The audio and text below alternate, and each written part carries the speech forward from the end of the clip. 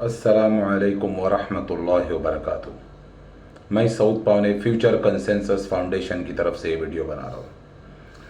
मैं आप तमाम इन्वेस्टर्स को बताना चाहूँगा कि देखिए, ऐसा है, नौहेरा शेख का पैसे देने का कोई इरादा नहीं है। इन्हें बहुत मौके मिले, बहुत चांसेस मिले, मगर इनका इरादा बिल्कुल साफ़ है। और जहाँ तक कि हम समझ पा रहे हैं कि अगर इन्होंने अपने प्रॉपर्टीज़, अपने एसेट्स सब कुछ बेचकर इन्वेस्टर्स को क्लियर कर दिया तो इनके पास फिर कुछ बचेगा नहीं। तो वो इसी में अपनी भलाई समझ रही है नौहेरा शेख कि इन्वेस्टर्स कोट कोट खेलते रहे या सबर करके बैठे रहे और वो अपनी पॉलिटिक्स करती रहेगी। क्योंकि इससे पहले भी जब मैंने भी एक बहुत पुरानी न्यूज़ देख रहा था नौहेरा शेख की, जब इन्होंने 224 सीट्स पर इलेक्शन लड़ा था तो इन्होंने खुद उस इंटरव्यू में कहा है, कोई एशिया नाम का चैनल है, यूट्यूब चैनल, कि इनको उम्मीद थी कि 100 सीट्स पर एमईपी जीत जाएगी इनकी जो पॉलिटिकल पार्टी, और ये लोग एक सीट भी नहीं ला पाए। नतीजा, तमाम इन्वेस्टर्स तबाह बर्बाद हो गए। ये इन्वेस्टर्स के पैसे अदा नहीं कर पाई और फिर इन्होंने जीएसटी का बहाना किया, ट्रांजैक्शन लिमिटेशंस का बहाना किया। लेकिन सऊदी अरेबिया में न जीएसटी थी, न सऊदी अरेबिया में कोई ट्रांजैक्शन के लिमिटेशंस थे। कुवैत में कोई जीएसटी नहीं थी, वहाँ पर भी ट्रांजैक्शन के लिमिटेशंस नहीं थे। दुबई में भी कोई ट्रांजैक्शन के लिमिटेशंस नहीं थे। तो वहाँ के इन्वेस्टर्स को ये पैसा क्यों नहीं दे पाई? ये बात बिल्कुल साफ है कि यहाँ पे बहुत सारी चीज़ों में बहुत झोल है यहाँ पर। मैं गल्फ के इन्वेस्टर से भी कहना चाहूँगा, जो कि इंडियन सिटीजन्स है, ओनली फॉर इंडियन सिटीजन्स, कि अगर आप लोग अपने पैसों की रिकवरी करना चाहते हैं और आप लोगों ने किसी किस्म की कोई कार्रवाई नहीं करी है तो आप लोग भी हमारे फाउंडेशन से जुड़ सकते हैं। कुछ गल्फ के इन्वेस्टर्स हमारी फाउंडेशन से जुड़े हैं, हम उनके लिए भी इस मसले में उनका भी जो भी हमसे हो पड़ेगा वो हम करेंगे। देखिए, ऐसा है कि इस मसले को अब एक नए तरीके से इस पर काम करना बेहद ज़रूरी है। क्योंकि अगर आज हम नौहेरा शेख के पास जाते हैं तो वो यही कहेगी कोर्ट जाओ, क्योंकि उसको मालूम है वो आराम से 10-15 साल खिंचवा सकती है। सब्र करो तो वैसे भी कुछ नहीं होने वाला। तो इस मसले को बहुत ज़्यादा उठाना पड़ेगा, इसको मेन स्ट्रीम मीडिया तक लाना पड़ेगा, बड़े बड़े जो यूट्यूब चैनल्स है उन पर इस मसले को उठाना पड़ेगा। और ये जो मसला है, इसकी हसासियत कि ये कितना ख़तरनाक मसला है और कितने लाखों लोग यहाँ तबाह होने वाले, ये चीज़ हमारी फाउंडेशन रिप्रेजेंट करने वाली है। कुछ और फाउंडेशन से उन्होंने तो एसएफआई में क्लेम किया, लेकिन ये तो खुद वही चाहती है कि लोग या तो कोर्ट कचहरी के चक्कर काटते फिरे या तो फिर सब्र करके बैठ जाए और तबाह बर्बाद हो जाए। यहाँ पर शुरू दिन से एमीज और डीएसएस ने पूरा अपना नियंत्रण, पूरा अपना कंट्रोल बनाए रखा है। इसीलिए हमारी फाउंडेशन एमीज और डीएसएस से बिल्कुल पाक है।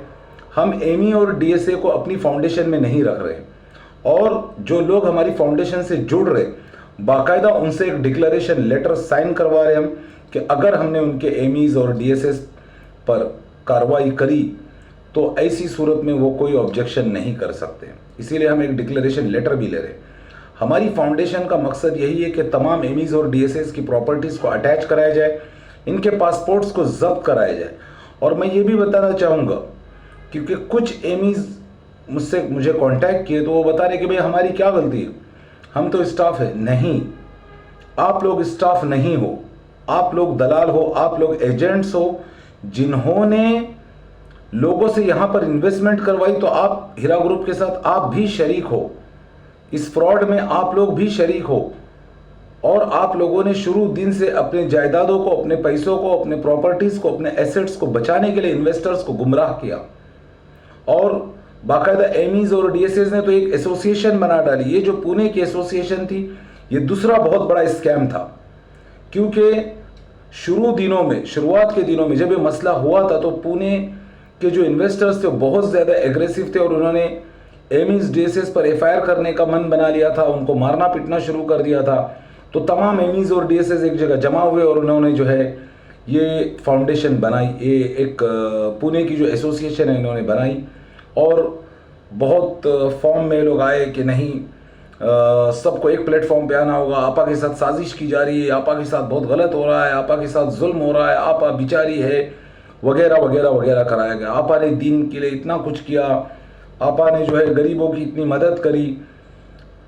तो देखिए आपा ने किसकी मदद करी ये हम भी जानते हैं, और ऐसे बहुत सारे जिन्होंने बड़े बड़े फ्रॉड करे उन्होंने भी बहुत सारी चैरिटी करी।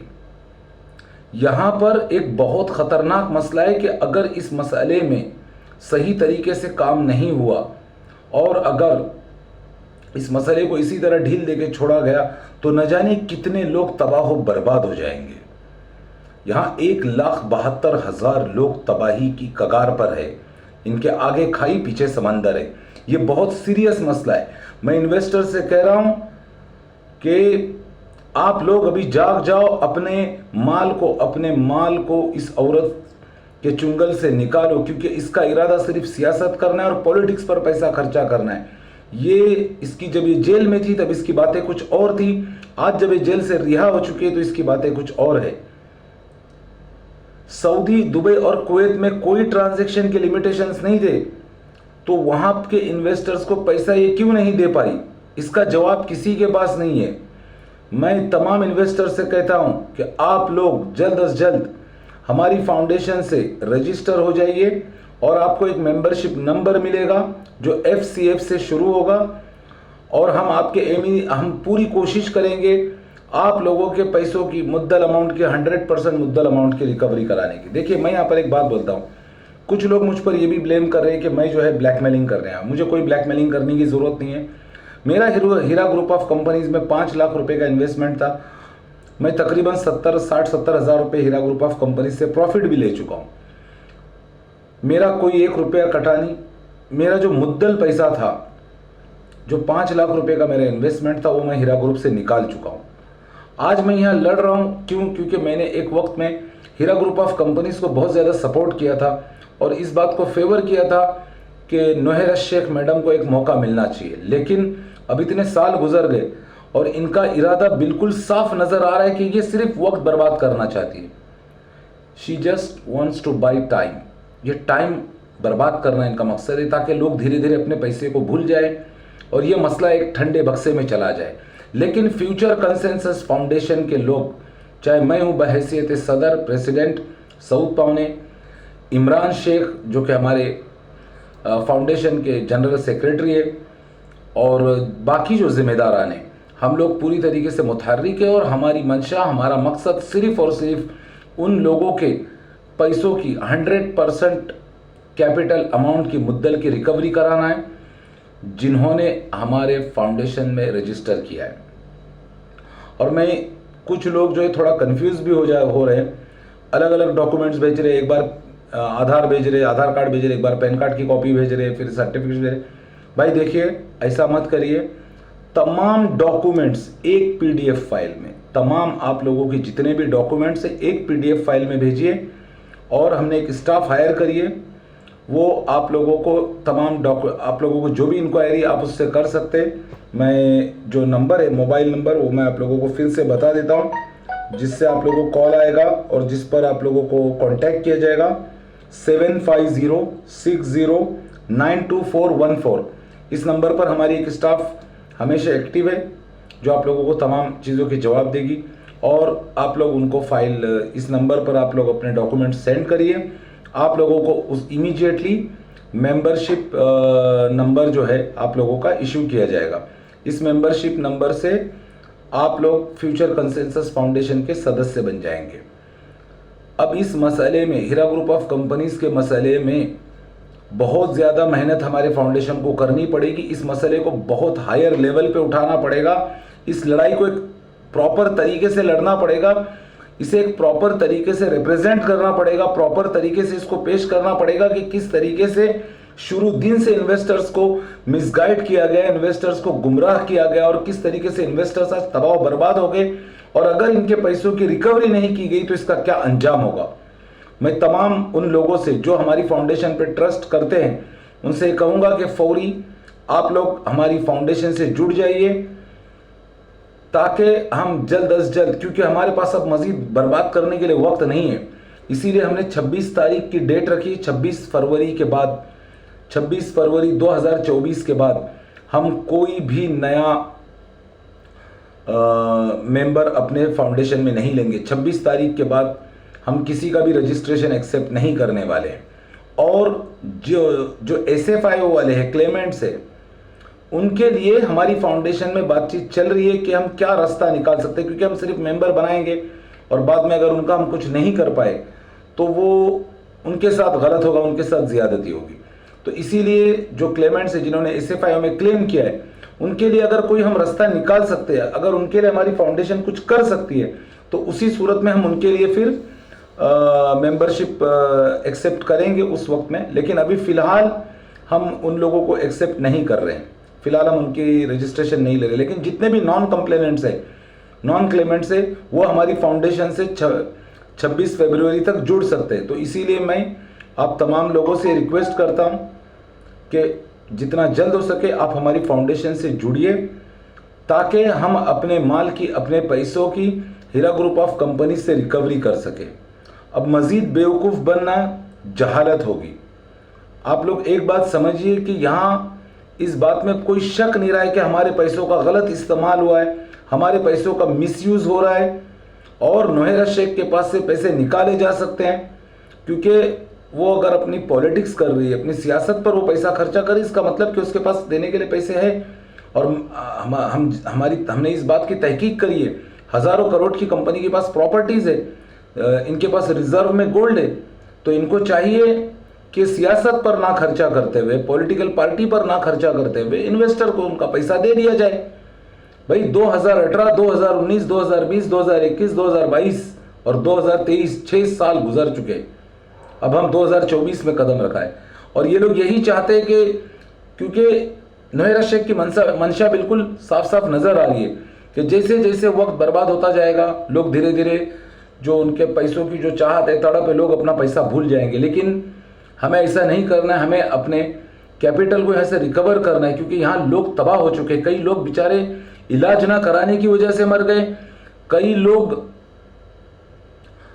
अपने बच्चों की एजुकेशन पर वो लोग खर्चा नहीं कर पाए, लोग तबाह हो बर्बाद हो गए। अगर अब यहाँ पर कुछ नहीं किया जाएगा तो मजीद तबाही होगी।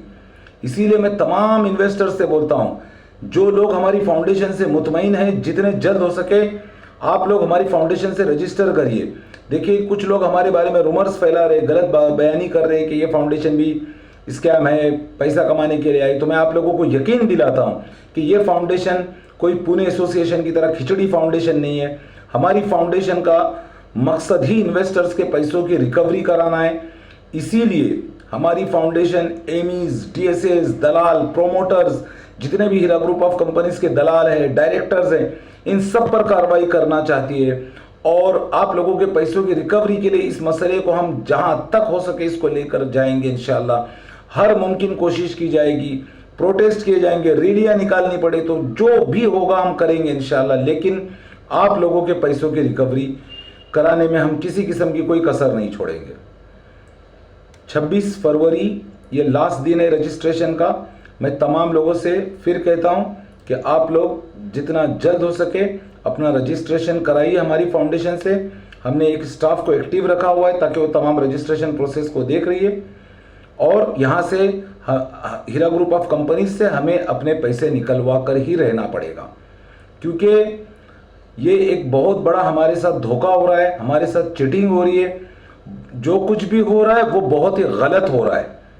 लोगों की मईशत, मुसलमानों की मईशत पूरी तरीके से तबाह और बर्बाद कर दी गई है। इस कंपनी में तमाम मसालिक के मुसलमान, चाहे वो अहले हदीस हो, चाहे वो अहले सुन्नत वल जमात से हो, चाहे वो तबलीगी हो, चाहे वो शिया हो, चाहे वो बोहरा हो, तमाम लोग इस कंपनी से अफेक्टेड हुए, तमाम मुसलमान इस कंपनी से अफेक्टेड हुए। इसीलिए अब हमें पूरी तरीके से, मुनज़्ज़म तरीके से अपने पैसों के लिए जद्दोजहद करनी होगी और अपने पैसों को यहाँ से रिकवर करना होगा, अपने अमाउंट को यहाँ से रिकवर करना होगा। अभी अगर हम लोग कुछ करेंगे तो कुछ होगा इंशाल्लाह। यहाँ से पैसे निकालने की कोई ना कोई सूरत बनानी ही पड़ेगी और अपने पैसे को यहाँ से रिकवर करना ही होगा। मैं फिर कहता हूँ कि आप लोगों को रजिस्ट्रेशन फॉर्म आप लोग जो मैंने नंबर यहाँ डिस्क्रिप्शन में भी दिया है, इस पर आप कांटेक्ट कीजिए और अपना रजिस्ट्रेशन कराइए। अस्सलामु अलैकुम व रहमतुल्लाहि व बरकातुहू।